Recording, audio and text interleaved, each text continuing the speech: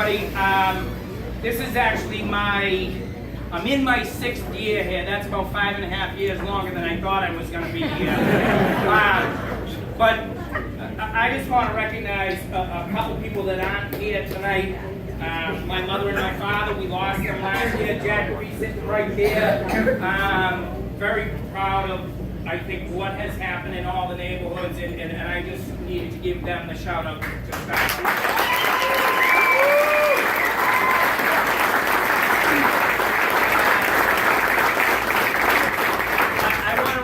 Joe DePina. Joe's running for District 7 City Council. Joe will be a good addition to the City Council.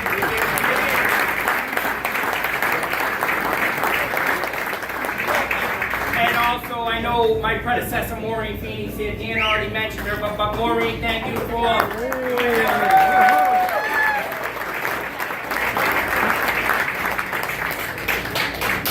your help when I first took over, because there's really, it's almost like parenting. There's no playbook. When you get elected to an office, you kind of have to kind of feel your own way. But I want to thank first, this being my 4th election we're getting ready to go into, I want to thank first the people that in 2011 had the faith in me and trusted me enough for you guys to come out and help me get elected that first time. That first election was a bit of a battle. I lost 30 pounds when we were doing it. So anybody looking to lose weight, not yours the whole time.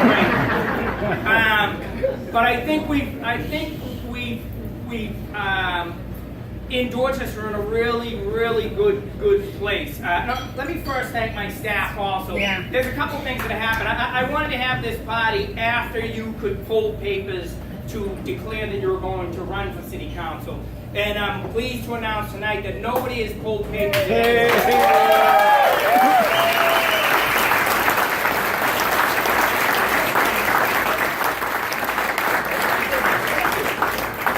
So this could technically be a victory party, I guess.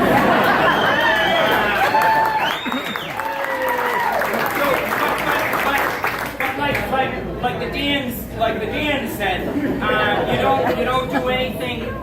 Nothing happens alone. When you're in elected office, you're to some degree you're on an island, but nothing happens by yourself. It's being able to call Dan and Linda and Nick Collins and all my other good friends up the State House, but also my office. Amy Frigiletti, Shane's back.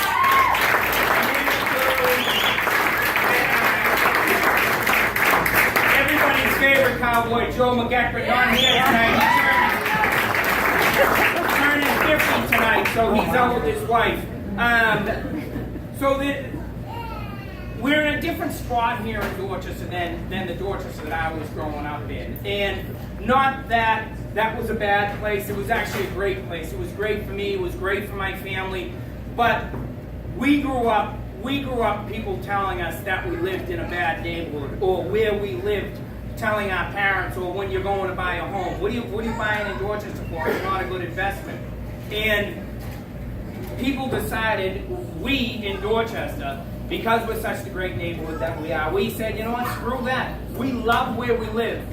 One thing, if you watched Chronicle the other night, one thing that came across was the pride that people have to live in Dorchester. The fact that they love to say where they're from. Even the new people love saying they're Dorchester by choice. Yeah. And that's a great, great thing. We went through...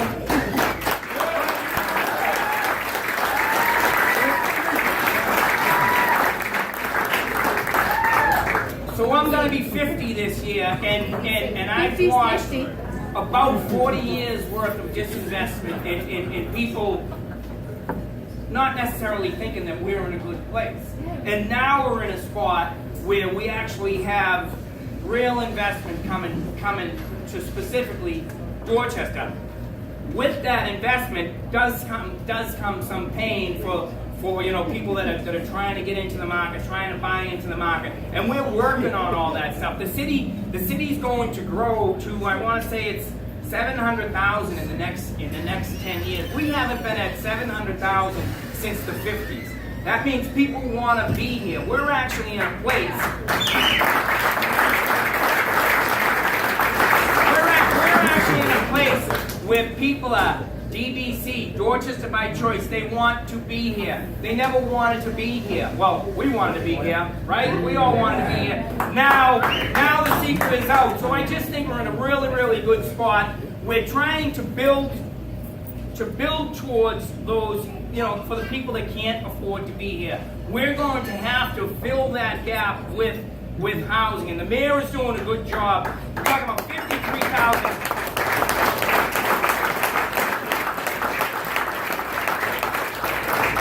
53,000 units of new housing, but within that housing, we're going to see a lot of major development down on Dorchester Ave, down by Dock Block and Spire and things like that. And one of the things that I think as a community and as people that are concerned, one of the things that I know I'll be pushing for, on top of amenities for the neighborhoods, whether it's libraries or open space or better transportation, we should be pushing for, when all these buildings are going up, that there's some jobs in these buildings. So the people that are coming here have places to work. So the people that are living here need to be trained towards those jobs. And when these buildings are being built and new industry coming, we talk about the technology and the way the world is changing. The world's definitely changing. And we can potentially be on the forefront of those industries.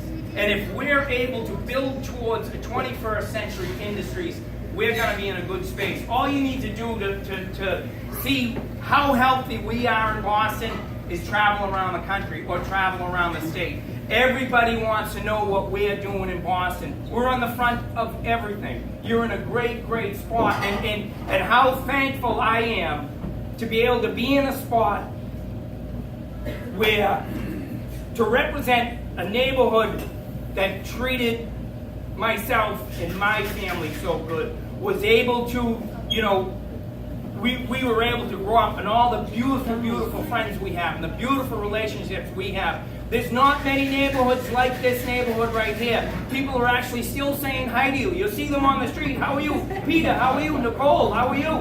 It's great. You'll walk around any other communities, they're not saying hi. They're not vested in their neighborhoods and their communities like the way we are. We're in a special place. And I think that in my 5.5, 6 years that I've been here, I think I've grown. I think I've shown growth, and I appreciate the people that hopefully you appreciate my growth, and hopefully you see my growth and see me caring for our communities, and it's not just so I represent Dorchester, one precinct in Lower Roxbury, and also part of the South End. I care about all those communities, and I think that shows, and I think that's the reason why people are okay with me still being the District 3 City Councilor, and I'm able to be here tonight and not have an opponent because people like you in this room believe in me.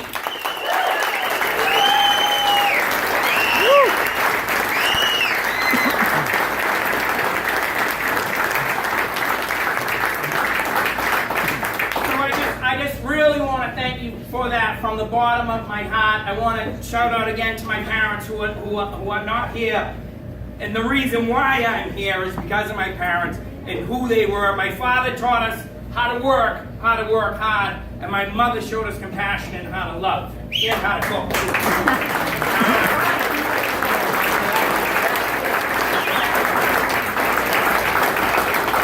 I think that's about everything I wanted to cover. We have a Oh yeah, and I also want to thank a couple other people here. I want to thank my wife today.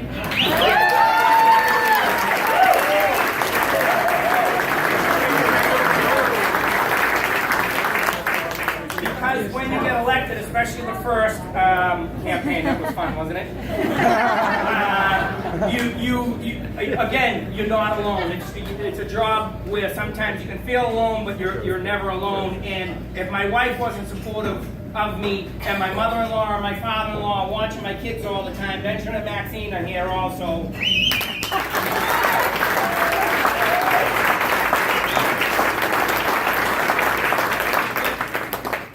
But I want to thank you from the bottom of my heart. My decisions that I make are coming from a place of purity. They're coming from my heart. They're coming because I care about my communities. I care about all my communities. And I think I think that shows. I think we're in a good spot. Dot Ave seems to be getting cleaned up. If you walk Dot Ave now on a Sunday morning, you actually see normal people walking up and down Dot Ave. It's nice to see. Not that it wasn't normal people back in the day, but some people were up to nefarious activities. But thank you for being supportive of me. I can't do it alone, and I'm overwhelmed. I'm overjoyed the fact that I don't have an opponent, and we designed this party to be on this night, so we knew who would our opponent would be. And not having an opponent is even more sweet. It makes me feel like that I'm doing the right thing for you guys in this neighborhood. So thank you.